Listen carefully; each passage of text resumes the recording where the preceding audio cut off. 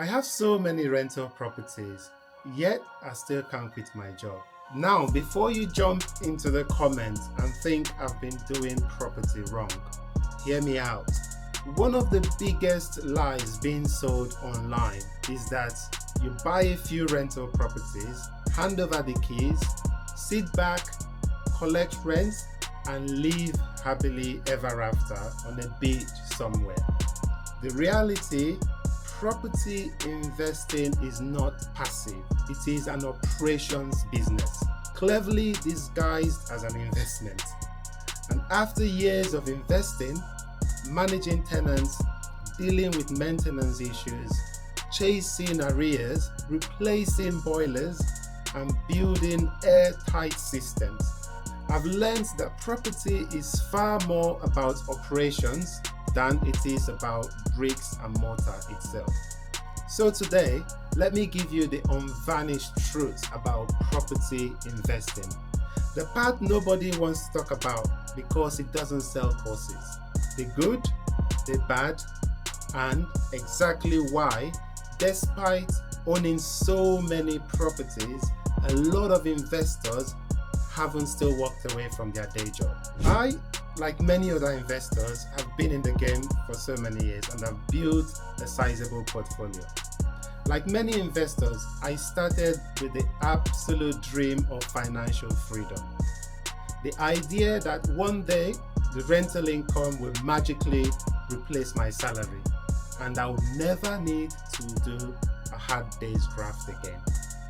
And while property has absolutely helped me build wealth and create incredible opportunities and generate serious income, it hasn't happened in the way the social media gurus would have you believe.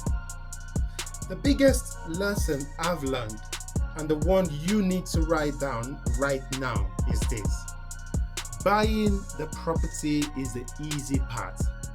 Saving the deposit, signing the legal dots, and taking a selfie with the keys, that is just day one.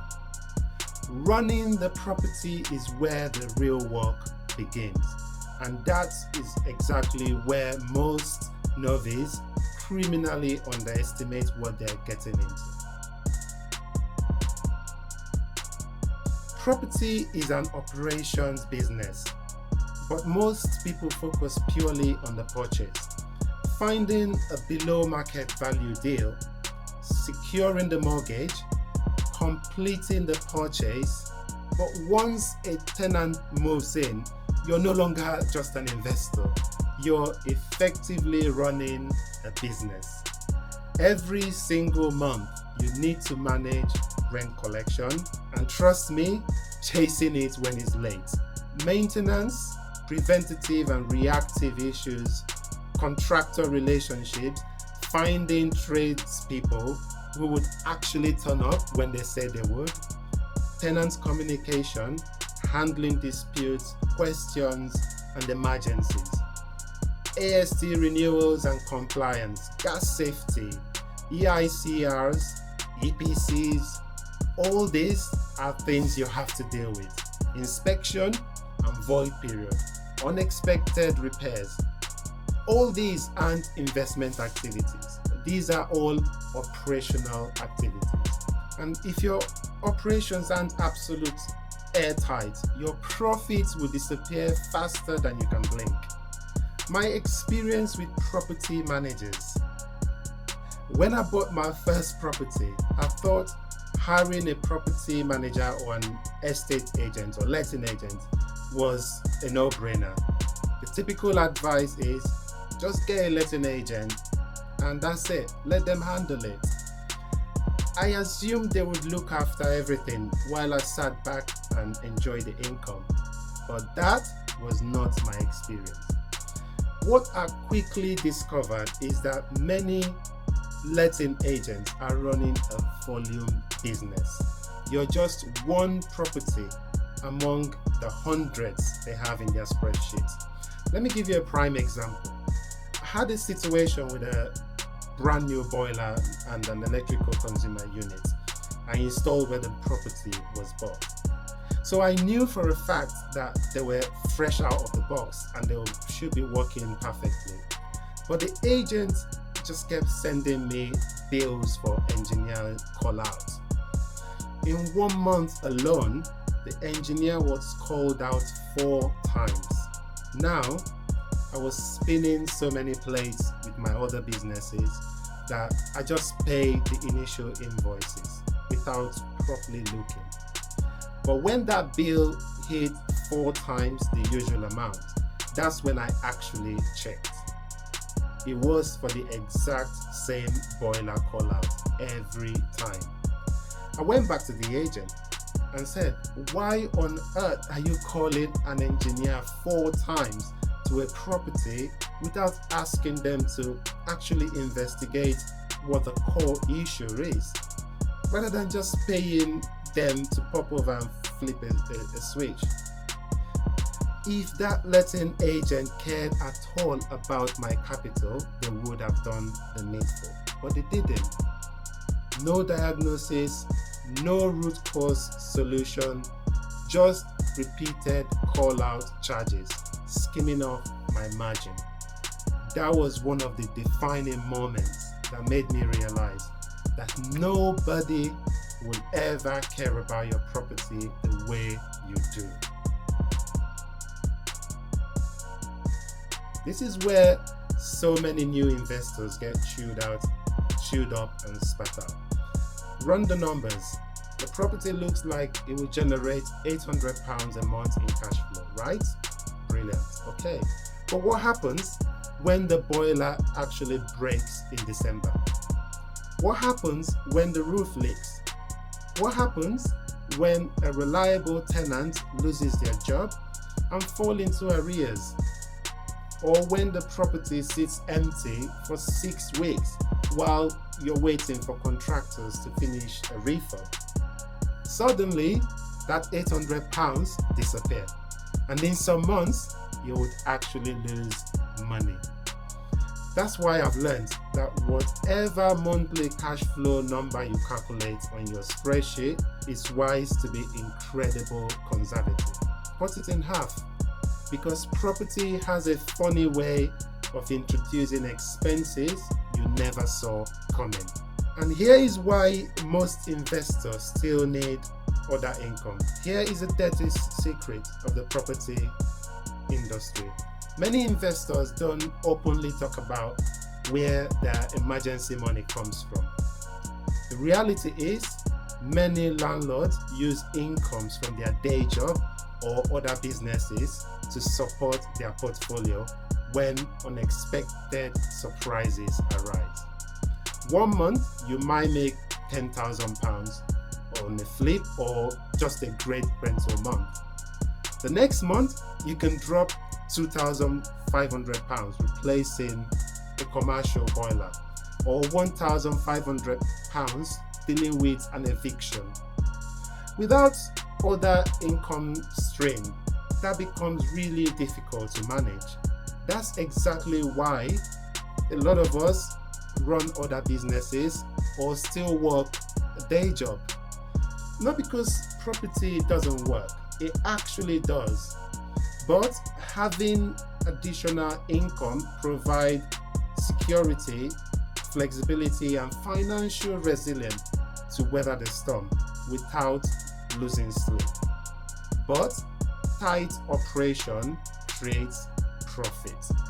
The only way to maximize your profit and survive those unexpected hits is to have a militant operation strategy. When a tenant moves out, the property should be re-let within days, not weeks, because weeks turn into thousands of pounds of lost revenue. When maintenance issues arise, they should be addressed before becoming catastrophic emergencies. And when your rent falls into arrears, you need systems already in place. Section 8, Section 21, ready to deploy instantly. The investors who perform very well in the long term are not necessarily the ones who buy the best deals. They're the ones who run the best operations. Am I saying property investing is dead? No. Hearing all of this, am I saying being a landlord or investing in property is dead? That is not what I'm saying. Or am I saying it's no longer one of the best wealth building vehicles available? Absolutely not. In fact, property remains one of the most powerful wealth building tools available to ordinary people. Here are the 3 reasons why. 1. Dual engine income. Property gives you what I call dual engine income. You have cash flow on one side and capital growth on the other. While your rental income generates monthly cash flow when managed properly, the property itself is increasing in value over time. You're building liquid income and long-term wealth simultaneously. 2. Leverage. Leverage is the ultimate wealth building tool. It's the ultimate cheat code. Property is one of the very few asset classes on earth where a bank will happily provide 75% of the purchase price, yet you keep 100% of the upside. Think about that. If your property increases in value by £100,000, the bank doesn't tap you on the shoulder for 75% of the gain. You keep it. That's why property has created so much wealth over generations. 3. Ethical landlords. We solve real problems. This is something that gets lost in all the money talk. Good landlords provide massive real-world value. As an ethical property investor, we improve the housing stock. We provide quality accommodation to people who genuinely need it. Many of us will pick up property that are neglected, derelict property, abandoned land, outdated properties, and transform them into safe modern homes for people to live in. That tackles the housing shortage.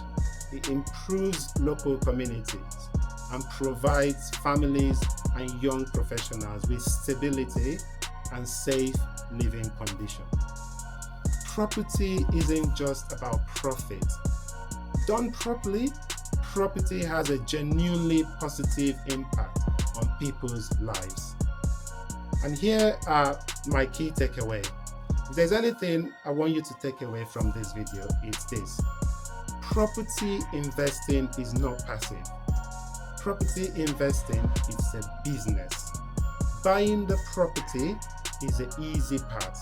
Operating it profitably is where the real challenge begins. To survive and thrive, you need airtight systems and ruthless processes. You need patience, cash reserve, and a big picture long-term thinking. You would have incredible profitable months. You would have incredibly difficult months. There will be times where unexpected costs will wipe out your cash flow entirely. But if you approach property as a long-term wealth building strategy rather than a get-rich-quick scheme, the financial rewards can be generational. So, why do I still work despite owning so many rental properties? Because property isn't the finish line. It's a vehicle. It's just one tool in a much larger wealth building strategy. Property helps us build assets, and those assets help us create options and opportunities. And those opportunities helps us continue building wealth across multiple sectors. I no longer see property as a way to stop working, but as a way to create absolute freedom, choices, and long-term financial security for myself and my family. If you're thinking about getting started in property, go into it with your eyes wide open. Understand the brutal realities. build strong systems, and focus heavily on operations. Finally, remember that successful property investing isn't just about buying houses, it's about running them well. If you've got any questions about property investing or navigating letting agents, projects, or building a portfolio from ground up, drop them in the comments below, and I will read every single one of them. Don't forget to like, subscribe, and share. I'll see you on the next one.